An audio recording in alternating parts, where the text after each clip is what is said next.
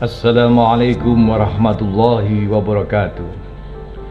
Gonjang-ganjing di negeri ini ada saja ya, yang membuat kita semua terkaget-kaget.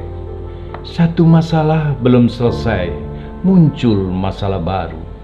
Kontroversi soal ibu kota baru dengan anggaran yang besar, perdebatan Omnibus Law RUU Cipta Kerja, ramainya TKA Cina, mengharap kartu pekerja, dua staf milenial presiden yang mundur terkait perusahaan yang mereka dirikan, virus COVID-19 yang semakin mengkhawatirkan, Perpu 1 tahun 2020 pasal 27 yang mengatur tentang perlindungan hukum bagi pemerintah dalam menangani anggaran pandemi. Begitu juga Menteri Kesehatan yang tidak muncul, mestinya ada di garda depan melawan corona. Ditambah lagi Siti Fadila Supari, mantan Menteri Kesehatan, saat mengurai peran-peran melawan WHO di sebuah rumah sakit. Kemudian PSBB dan penerapan new normal. Bahkan yang masih hangat, Ruslan Puton, jebolan tentara yang menyampaikan surat terbuka pada Presiden. Penjantutan nama Ormas Muhammadiyah Klaten dalam tindakan teror diskusi ilmiah mahasiswa CLS Fakultas Hukum UGM. Dan Ade Armando dengan postingan di laman Facebooknya. Postingan itu terkait dengan diskusi tata negara yang digelar Masyarakat Hukum Tata Negara Muhammadiyah Mahutama yang mengundang Din Samsudin dan sejumlah pakar. Bunyi tulisan postingannya Senin 1 Juni 2020 bertepatan dengan hari lahirnya Pancasila, sebagaimana di laman Facebooknya.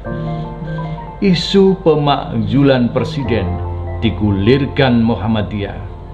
Keynote speakernya Din Samsudin, si dungu yang bilang konser virtual corona menunjukkan pemerintah bergembira di atas penderitaan rakyat.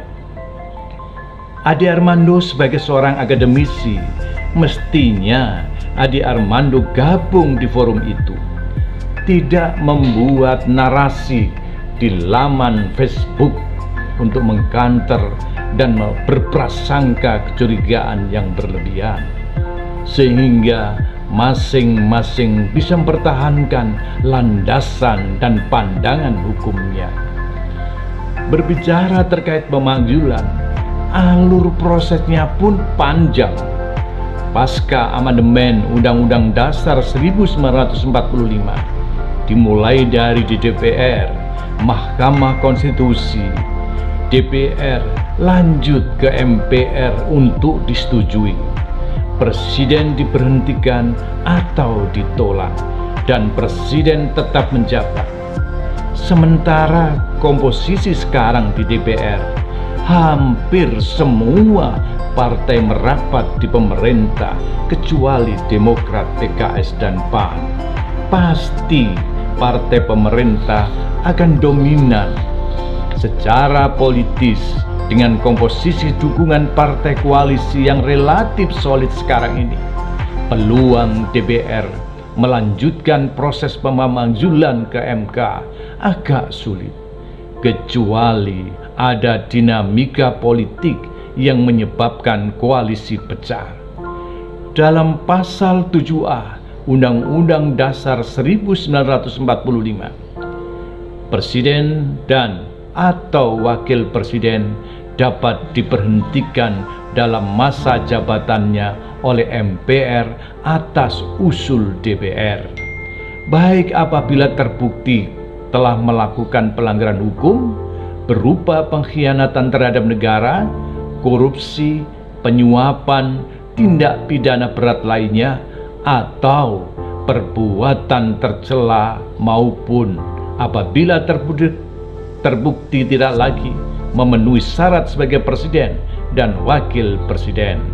Oleh karena itu, tidak sesederhana yang kita bayangkan proses panjang konstitusi kita dan berliku. Ade Armando terlalu berlebihan menyebut isu pemakzulan presiden digulirkan Muhammadiyah. Muhammadiyah itu ormas besar dengan ratusan perguruan tinggi melebihi yang dimiliki negara, ribuan sekolah, ratusan rumah sakit, dan Muhammadiyah lahir sebelum bangsa ini lahir. Kalau Muhammadiyah mau mendirikan negara sejak 1912, Kiai Haji Ahmad Dahlan mungkin akan menjadi presiden. Tapi Muhammadiyah lebih nyaman mencerdaskan anak bangsa ini dengan melahirkan para pemimpin bangsa yang terbukti kesetiaannya pada Negara Kesatuan Republik Indonesia. Di antaranya Soekarno, presiden pertama kita, Panglima Besar TNI Jenderal Sudirman, dan masih banyak lagi tokoh besar lainnya. Dampak virus COVID-19 ini melululantahkan semuanya. Rakyat sudah menjerit, butuh uluran kita semua untuk bisa makan, untuk hidup, untuk bisa memberi makan keluarganya. Karena semakin banyak jumlah pengangguran yang semakin tidak terkendali.